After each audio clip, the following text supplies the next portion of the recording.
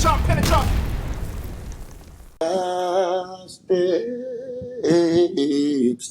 Why didn't you just become a singer? eternal streets. I feel like you could have been like an R&B singer. But like Nah, in this era where they sing and they talk about shooting you, you'd be nah. like, I pull out that 9mm, bust you in your ass. You sound like a fucking derelict. Stop it. Nah, man. I'm a, me and Pun, I got that from Pun too. Pun used to be a soulful dude. He used to sing old black folk songs. Like, you know what I'm saying? Like the old school black joint. The ones that he had in the barbecue, you know what I'm saying? Like, he used to go back to the Bee Gees old niggas. You know what I'm saying? And sing that shit. He used to sing it out of tune a little bit. I used to tell him, yo, nigga, I don't know how it goes. I don't even know the melody you singing. But he used to love it. He said, they always told me, you sing a song your way. You put your way, you sing it. That's a real singer. I was like, I don't want to hear that shit. Nigga, that sounds nothing like I heard it on the radio. So, you know what I'm saying? So, are you taking pictures? What are you doing? All right, you got to turn off your fan over there because it's sounding real bad. Of course it is. Of course. Yeah, I know. I'm going to fucking die over here. Got to turn off fans now. Now you're going to be sweating like a crackhead. Tell me, what's new now? TS was always like split up. It was. You know what I'm saying? It was like we came with Full Eclipse and, I guess he was TS. You know what I'm saying? He made it always seem like that. And we always held our ground. You felt the division even within the group all the time. Of course. That's why Pun, in the beginning, Pun had to get me. Like he wanted to represent, like for me to be with him, because it was just like, they had their own thing going. And it's like I knew them more than Pun from the street. You know what I'm saying? But then the street guys, some of them used to go with, like, was part of the TS back then, like, the music part back then. So, but they didn't go all the time. I'm saying some main niggas was there, but it was like a little bit like little, intimidating, just always be by themselves, and they had their own thing and shun you out, you know what I'm saying? And Pun was going through that in the beginning. He was not the nigga to leave his family, like I told you, and travel. And especially when he was around them, he was like, that was gonna be his new like business partner and all that, and his people.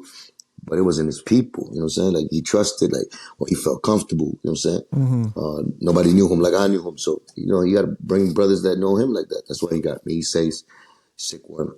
And Sickone was in, he was with TS. So it's just that Joe didn't want him to be around as soon as we got with, because Sickone is actually the one who really, introduced us to the whole TS, like he said, you know what I'm saying? The street TS. Right. You know what I'm saying? He the one who really actually, he always used to rock with Sace. But when he met me, you know what I'm saying? Like, he brought me in there too and all of that. And then I brought Pun, you know what I'm saying? And that's how it went. But, yeah, after he did all of that, and he, you know what I'm saying, he built up our name inside the TS, you know what I'm saying, crew, to the point that Joe heard it and all that. Then Joe, when he came back down there, like I told you the story with Uncle B, you know what I'm saying, in Galway East Side, you know what I'm saying, that was our dog that sponsored us back in the days of Full Eclipse. Like he spoke to him, and then, you know what I'm saying, he came up with an agreement, whatever, and that's when he came back and get Pun. But he never talked to us on some business of hip hop and all of that. So, as soon as he did that, that's when he picked Pun by himself. But then he made up an excuse talking about, that Toom did him dirty or some shit like that. Sickone did him dirty on some funny shit, or he did something dirty and he didn't like him. He felt he was whack and all of that. And you know what I'm saying? It was like, niggas got, we from the other side, like Full Eclipse, we always had like certain kind of relationship with each other. Even Toom, Sickone came later and everything. And he came in as a manager in the beginning, but then we accepted him as one of the members. But we had loyalty, like, you know what I'm saying? We had that brotherly love, like, it's like one for all for one type shit. You know what I'm saying? So when that's why we never left Toom either. Like, you know what I'm saying? Like, we never left Toom. Like, Pun did his thing, but Pun used to always go check, you know what I'm saying, Sickone out when he went to Orlando. I always did, you know what I'm saying, regardless, against Joe's wills. You know what I'm saying? That was our nigga. And, So we wait, could throw him Joe tried to say that Toom did him dirty, and then that's why he wasn't rocking with him? like he started putting rumors about inside, like, told Pun that the sick one did some shit, and told me that. You know what I'm saying? And just told like the niggas that was like inside the when Punch started bringing like me says, we had a long little thing going. That's when he started doing that. So like we don't rock with Tune. But Like he wanted us to hate him like he you know what I'm saying? He hated him. that's crazy though, because like they came up together on the street side of it. Why would That's a he feel that repetitive. way? It's a repetitive shit. And Toom had something that he probably seen in Toom that he didn't have. He got jealous of him, and he did the same thing that he did to me. You know, at the end of the day, you know what I'm saying? Like, he was my nigga too. And then I don't know where he set me up. You know what I'm saying? He was a lot of niggas. You know what I'm saying? And then you see Tom Montana. I didn't know him and all that, but he died. He killed him in front of his block. Ski. You know what I'm saying? Ski from the block. And TS, another nigga. Crazy nigga. They killed him. He was around Joe. He was Joe's best friends.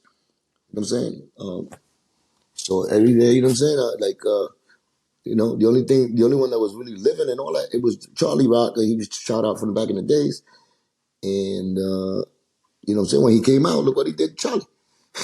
So, you know what I'm saying? Is at the end of the day, it's just what he does and how he plays the game. In the beginning, like I said, I could agree with the sick one when he said, he was a real dude. You know what I'm saying? I always give him props in the beginning. You know what I'm saying? That's why I fucking wanted to fuck with. We all wanted to fuck with Joe and because I know the Terror Squad from the street, and we know that, you know what I'm saying? If these niggas are solid, that nigga got to be solid at least. And, he proved, not all the way that he was solid because he did fuck shit too in the beginning too, but he was solid. He got busy.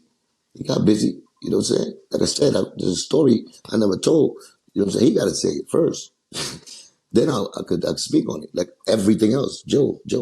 It's a story that, you know what I'm saying, where he represented that, you know what I'm saying, that that's how a crew rolls. Oh, you're talking about the Florida Yeah, story? yeah. Oh, got you. It's, Okay. it's other stories too, but I'm not going to keep sharing stories that he was involved with because at the end of the day, it's like, it's like, that's his stories. Like I got stories where there's some glory stories that he did, but I also know that that's the past. I also know he made a change. That change was become richer. It's cool, positive, whatever. I see if it's positive. It wasn't positive. It's just to sharpen up the fucking snake fucking rat skills. Like, you know what I'm saying? To do it more devious, snakish type of way. And it's like, I don't respect that because there's no honor in that. Right. There's no honor in that. Like Sickone say he was a real nigga.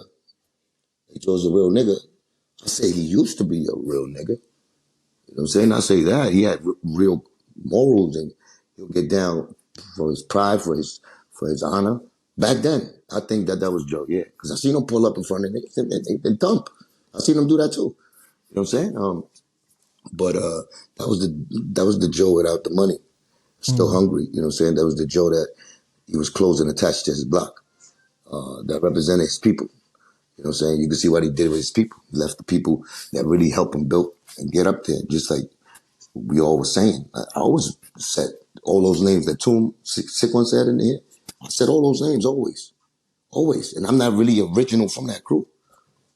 I'm a real Ville nigga. A little Ville nigga. So at the end of the day, I respect that foundation to this day because I know the history of it. It's just fucked up that he's supposed to be the leader on the big front field of it. He doesn't rep it like we do. He doesn't have the honor and the respect for it like I do and like Sick One does.